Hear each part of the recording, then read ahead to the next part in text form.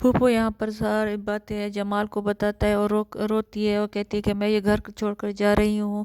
تو جمال اسے کہتا ہے کہ آپ یہ گھر چھوڑ کر نہ جائیں، کیونکہ میں نے آپ کو ماں باپ کا درجہ دیا ہے، آپ یہاں پر ہمارے ساتھ رہیں۔ تو وہ کہتی ہے کہ نہیں عذرا، میری بہت زیادہ بےعزتی کی ہے اور مجھے یہ گھر چھوڑ کر جانا پڑے گا۔ تو جمال بہت زیادہ اداس ہو جاتا ہے اور عذرا کے پاس آتا ہے اور اس کو بہت زیادہ ڈانٹتا ہے اور کہتا ہے کہ تمہیں پھوپھو سے معافی مانگنی چاہیے۔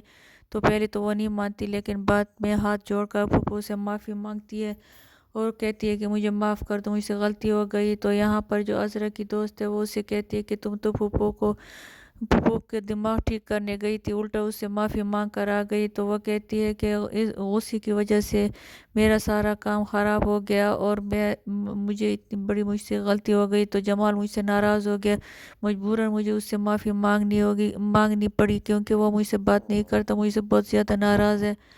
تو یہاں پر عذرا جو ہے وہ اداس بیٹھی ہوتی ہے کہ یہاں پر اور یہاں پر اسما اور اس کا شوہر جو ہے وہ گھومنے گئے ہوتے ہیں، تو وہاں پر ان کی لڑائی ہو جاتی ہے۔ تو جو اسما کا شوہر ہے وہ اسے کہتے ہیں کہ جب بھی میں تمہاری مدد کرنے کی کوشش کرتا ہوں ہمیشہ ذلیل ہو جاتا ہوں۔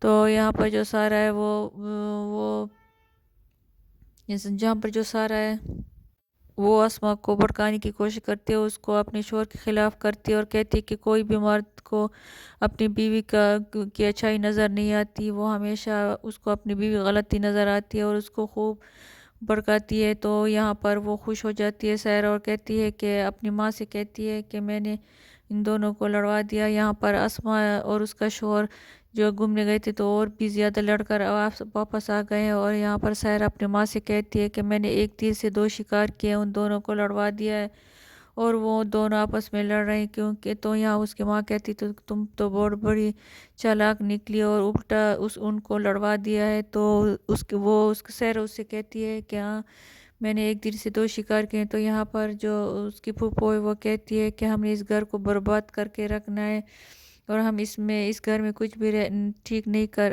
کے چھوڑیں گے اور اس گھر کو برباد کر دیں گے۔ یہاں پر جو عذرا ہے وہ بھی یہ باتیں ساری سن لیتی ہے، تو وہ باتیں سن کر اور بھی زیادہ غصے میں آ جاتی ہے، اور جو عذرا کو بھی وہ بھی ساری باتیں سن لیتی ہے تو وہ بھی بہت زیادہ غصے میں ہوتی ہے۔ تو یہاں پر پھوپھو کہتی ہے کہ میری جو